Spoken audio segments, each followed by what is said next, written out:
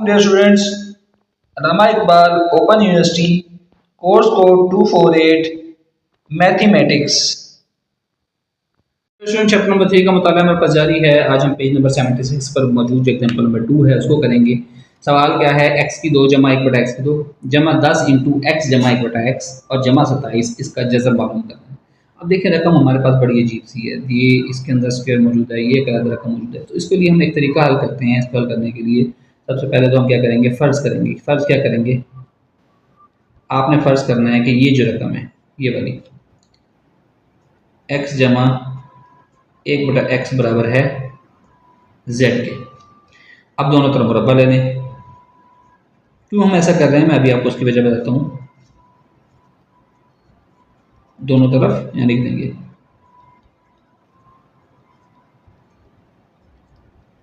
ये हम इसलिए कर रहे हैं कि हम इसको एक इक्वेशन की शक्ल यानी कि एक मसावात की शक्ल में लाना चाह रहे हैं। ये तो बड़ी मिक्स किस्म की मसावात है, इसको हल करना हमारे लिए मुश्किल है, तो हम इसको एक ऐसी शक्ल के अंदर ला रहे हैं जिसको हम सॉल्व करना हमारे पास आसान हो। अब इसका आपको मुरब्बा पता होता है, एक्स की 2 जमा 1 बटा एक्स की 2 जमा 2 इंटू एक्स इंटू 1 बटा एक्स, और ये क्या बन गया, जेड की 2। आपने परेशान नहीं होना, एक मुरब्बा आपने फार्मूला आपको मैंने पढ़ाया था, ए जमा बी का मुरब्बा, ए की 2 जमा बी की 2 जमा 2a b इसके बराबर होता है। यही वाला फार्मूला हमने इस पर लगाया है। पहले रकम का मुरब्बा जमा दूसरे रकम का मुरब्बा जमा 2 इंटू पहले रकम इंटू दूसरे रकम, ये एक्स से कैंसिल हो गया, तो ये क्या बच गया, एक्स की 2 जमा 1 बटा एक्स की 2 जमा 2 बराबर है जेड की ताकत हो गया। तो यहाँ से x की 2 जमा 1 बटा एक्स की 2 बराबर आ गया z की 2, ये जमा का 2 है इधर जाकर माइनस का 2 हो जाएगा। अब देखें, अब आपको समझ आएगी हमने ऐसा क्यों किया। हमने एक इसको x के बराबर फर्ज कर लिया, x की 2 जमा 1 बटा एक्स की 2 की हम मजीद कीमत निकाल रहे हैं ताकि ये हम इसके अंदर दर्ज करें, हमारे पास एक मसावात की शक्ल बन जाए। अब देखें x जमा 1 बटा एक्स हमने z के बराबर फर्ज किया है, x की 2 जमा 1 बटा एक्स की 2 की कीमत z की 2 माइनस 2 आ गया, ये कीमत इसके अंदर दर्ज कर दें, तो ये आपके पास क्या बन जाएगा, z की 2 माइनस 2 जमा 10 एक्स जमा 1 बटा एक्स इसके बराबर है, वो z के बराबर है, और जमा का 27। ठीक हो गया, ये इसके बराबर आ गई रकम। यहाँ शुरू में आप पूरी रकम भी लिख लें, एक्स की 2 जमा 1 बटा एक्स की 2 जमा 10 इंटू एक्स जमा 1 बटा एक्स जमा 27, तो आपको पता लग जाएगा कि आपने कीमत किसकी दर्ज की है। ठीक हो गया, चलो अभी आपके पास क्या बन गया, z की 2, तरतीब दे दें, कहते हैं तरतीब नज़ुली, यानी z की पावर 2 है, फिर z की पावर 1 है, और फिर सिंपल रकम 27 में से 2 निकालें कितना बचता है, जमा का 25 बचता है। ठीक हो गया।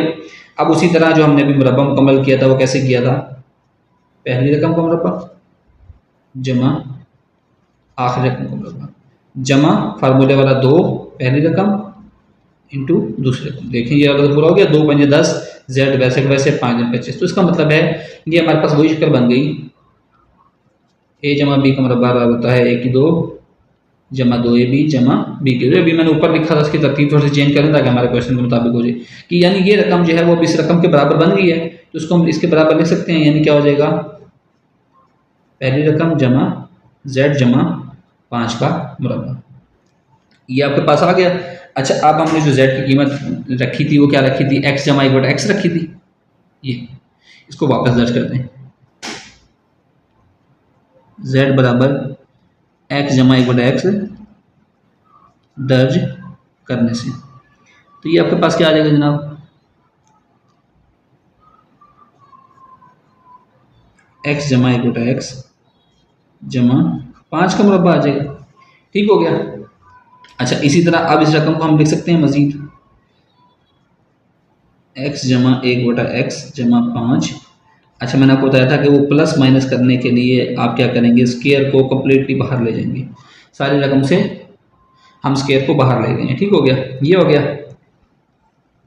तो अब ये रकम यहाँ पर बराबर साथ साथ चलती आ रही है, दोनों तरफ जज़र लेने से, तो ये आपके पास बन जाएगा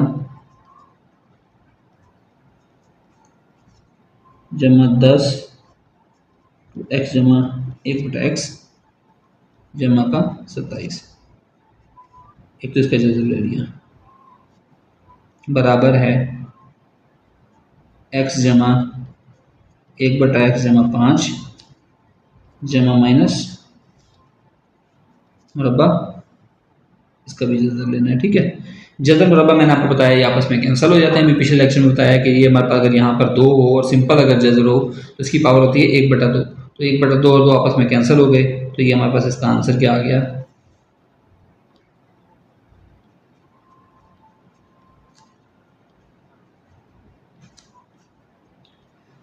जमा माइनस एक्स जमा 1/x जमा 5 जो है उसका हमारे पास ये तज़ी हो गई है, इसका जज़र आ गया, ठीक हो गया।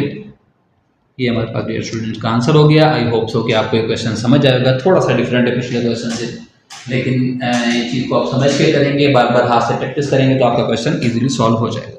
नेक्स्ट लेक्चर में हम इंशाल्लाह नेक्स्ट टॉपिक के साथ हाजिर होंगे। Thank you.